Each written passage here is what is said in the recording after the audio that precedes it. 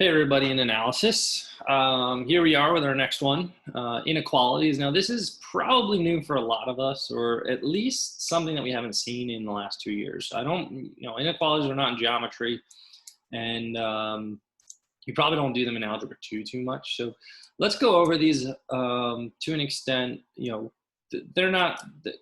They're nothing that difficult. They're something that we'll be able to pick up on quickly, especially in a college level honors class, okay?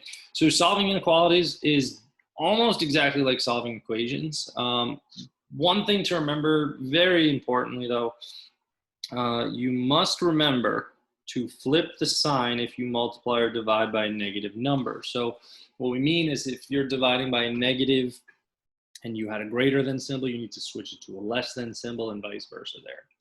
So a couple other things that are slightly different is there are 3 different ways that you can write your solution set here. You could use set notation, and if you did do inequalities in the past, you're going to be, this is going to be how you wrote them in the past, okay? Where you have x is less than something, x is greater than something, x is less than or equal to, x is greater than or equal to. You may have done a number line, okay? However, with the number lines, you must remember to shade, okay? We've got open circles and closed circles on our number line, and those are going to correspond with whether you are less than, greater than, less than or equal to, greater than or equal to, okay? And here's my way of getting you to remember this, okay? Which of these requires more ink, okay, or requires more effort, I guess, if you will? Do you use less than, greater than, or less than, equal to, greater than, equal to? Which of those used more? Okay, so it required more effort to make the less than or equal to, greater than or equal to. All right, well, if that's true, which of these circles uses more effort? An open circle or a closed circle?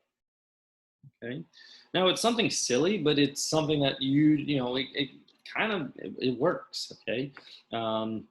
The top 2 symbols go with an open circle because there's less pencil, less lead, less ink, less effort used to make those.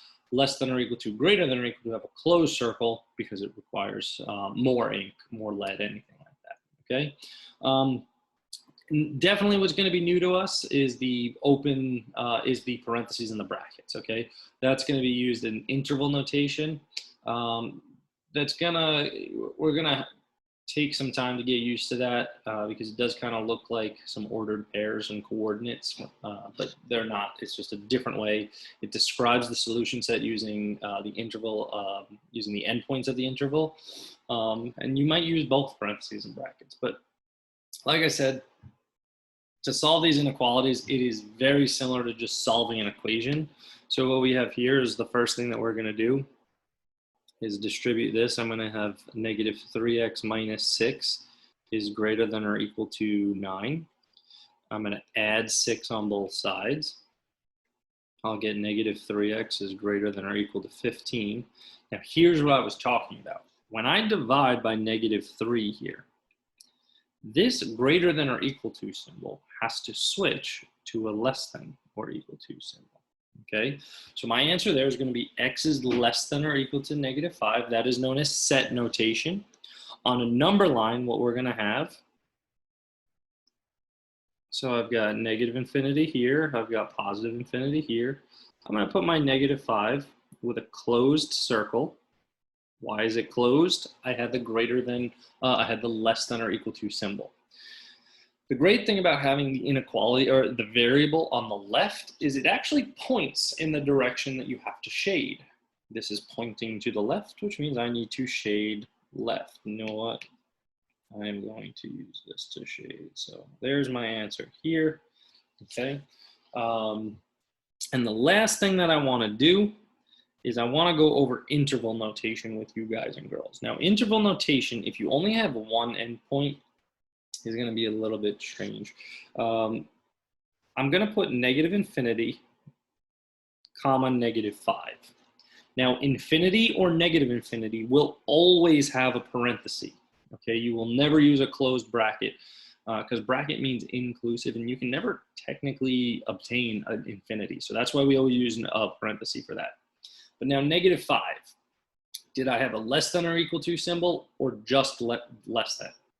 Because I have that less than or equal to symbol, I'm going to use a bracket over there. Okay, so that's how we do this problem using, we solved it. I did set notation, I did the number line, and then I did interval notation. Okay, if I look at this next problem here, what do I do when I've got my variable in the middle and then constants on the left and the right with different symbols? Well, I just solve in every direction. I'm going to add 2. If I add 2, I need to do it here, and I need to do it here. This is going to be -3 is less than 3x, which is less than 3. I now divide everything by 3. I have -1 is less than x, which is less than 1. That's already in set notation for you, so you don't have to do anything for it. It's done. On a number line, what we're going to have, again, we have -infinity here. I've got infinity here. We're going to go in order. I've got -1 and 1. Now, I'm going to put an open circle and an open circle. How do I know open circles? They're just less than symbols. How do I know which way to shade? Well, if x is located in between those two, I want to shade in between those two, okay? And the last thing is going to be that interval notation. For that interval notation, we're going to use our endpoints, -1 and 1. And what I'm going to do is, if it's an open circle, I put a parenthesis. If it's a closed circle, I put a bracket. So both of those are open circles. Both of those get parentheses. Now let's talk about solving some absolute value inequalities. And when we have these absolute value inequalities, again, it kind of starts the same way, where we want to make sure that we're going to isolate that absolute value term, which again, we said these are similar to solving. So that was our first step in solving. And then I want to split it up by writing it exactly the way you see it. And then I want to flip and negate the other side. So this one does not need me to isolate anything. I'm going to go straight to writing it exactly the way I see it. So I'm going to have 2x plus 4 is less than or equal to 3. And then what I'm going to do is I'm going to write this as 2x plus 4. So I'm going to keep the absolute value piece the same. And that's important. You must keep that the same. But now I'm going to flip the sign is greater than or equal to. And I'm going to negate what was on the other side. So what is the negative version of 3? -3. And now we solve. Subtract 4. I've got that 2x is less than or equal to -1. Divide by 2. X is less than or equal to -1/2. Let's solve the other side now. Subtract 4. 2x is greater than or equal to -7. Divide both sides by 2. X is greater than or equal to -7/2. So that is set notation. X is less than or equal to -1 or greater than or equal to -7. I can rearrange that. Okay, I don't necessarily have to, but let's focus on the number line now. So my number line, and this is something that I hope we know, especially in an honors class, but I will point it out. -7/2 is less than -1/2. So just keep that in mind. Now, both of these are going to get closed circles. And they get closed circles because they are the greater than or equal to and less than or equal to symbol. Now, which way do I shade? I need to satisfy both. I need to be less than -1/2. And also, okay, I also need to be greater than -7/2. So this is going to be one of those situations where I shade between the two of them. Okay. Now, let's talk about our last method. Okay, so again, I've got set notation here.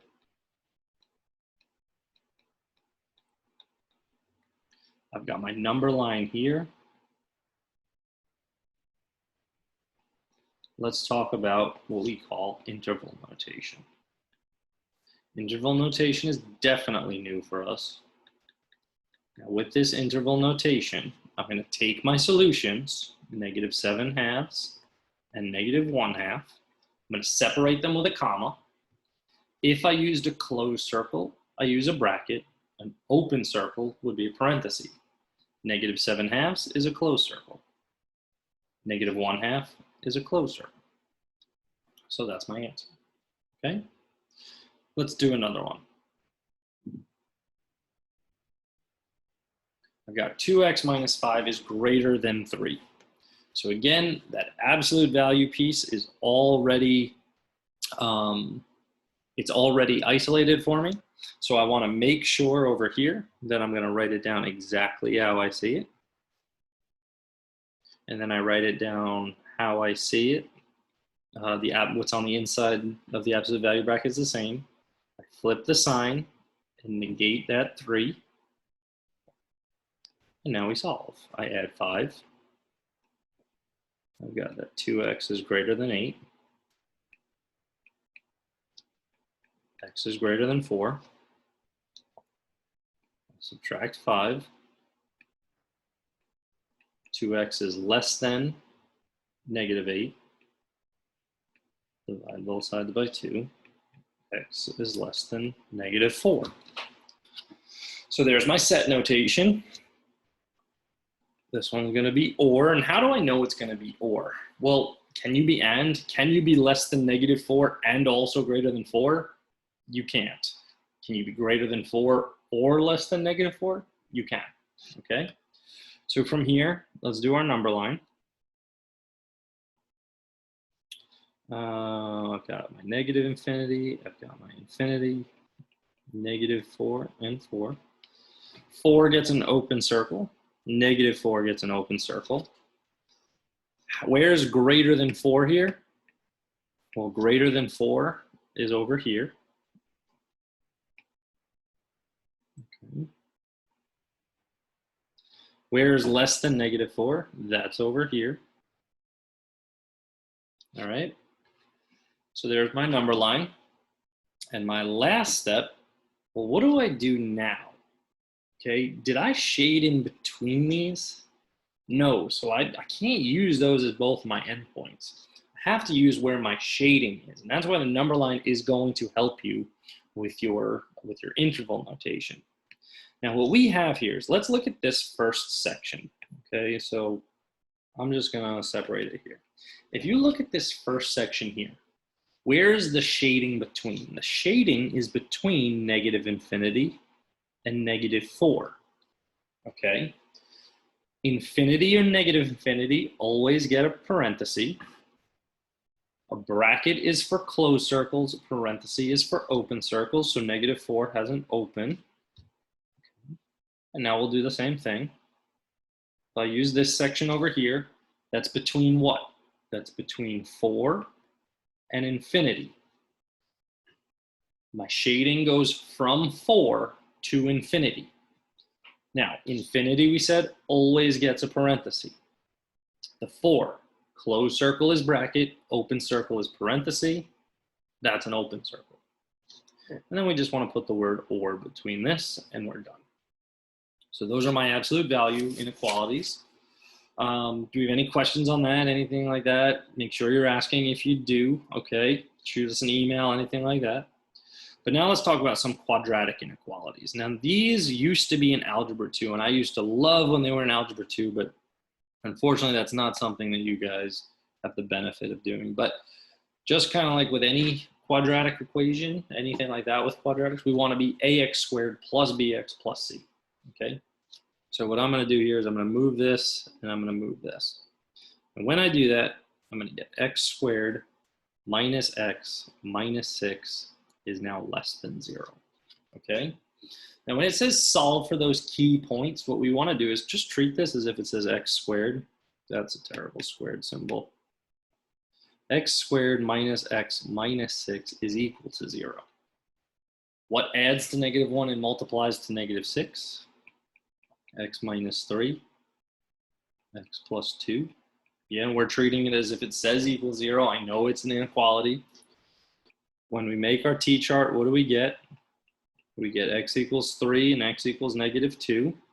okay? So those are my key points, okay? Those are my key points. So now what I want to do is I'm actually going to figure out everything based on my number line, okay? Now, my number line, if I put this in order, the number line itself, -2 goes here, 3 goes here. They're both going to have open circles, so I can take care of that right now. I don't have to worry about anything else because we're going to learn how to do this a different way. And what I want to try to teach you guys and girls is I want to make some sort of connection with the graph. Now let's think about something. If your numbers are, think about what being less than 0 means. What type of numbers are less than 0? Well, the numbers that are negative. What type of numbers are greater than 0? So if we had a greater than 0, what type of numbers would those be? Those would be our positives. Okay, so think about it. Less than 0 is negative numbers, greater than 0 is positive numbers. Let's see if we can try to think about what this picture of the graph would look like. So this graph, I'm going to scroll up a little bit. This graph, okay, got 1, 2, 1, 2, 3. Now you guys have graphing calculators. You can get a picture of what this looks like from that. But what this graph is going to look like is something, here's a rough sketch of it. Okay. This is just a rough sketch of what this graph looks like. And from here, guys and girls, okay, we want to know, again, I want to know when am I that one? Those are the ones that are negative.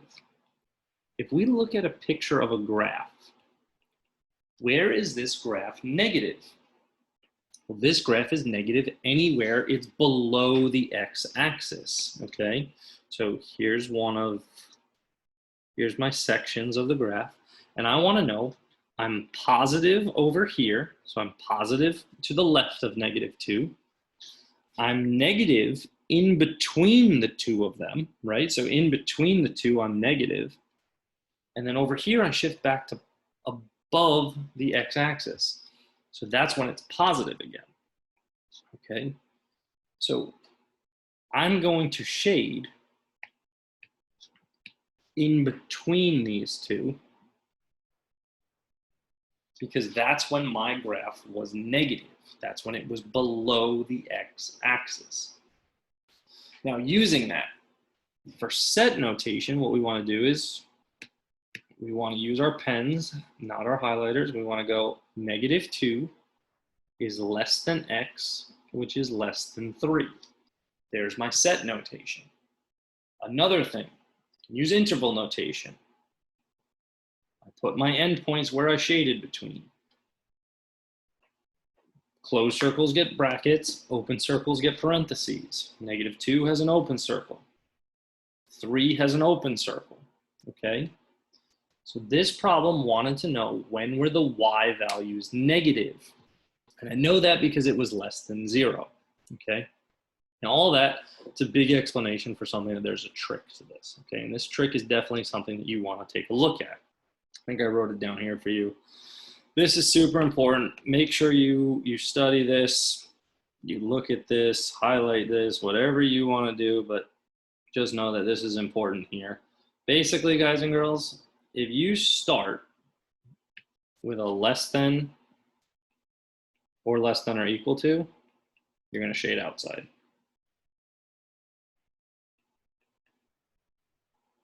Oh my gosh, I wrote this backwards, guys and girls. This is on, I'm going to have to fix that and for your lessons for the year. You are going to shade inside for these. Okay, so less than or equal to are shading inside. Greater than or equal to, you shade outside, okay? So just understand that there is a mistake in this. I'm so sorry. This is not true. This is not true. Those are flip-flop there. Greater than or equal to, you shade outside. Less than or equal to, you shade inside, okay? But hopefully everything other than that makes sense to you guys and girls. I do apologize for that mistake. But if you have any questions, make sure you are asking. I'll see you guys soon. Have a good day.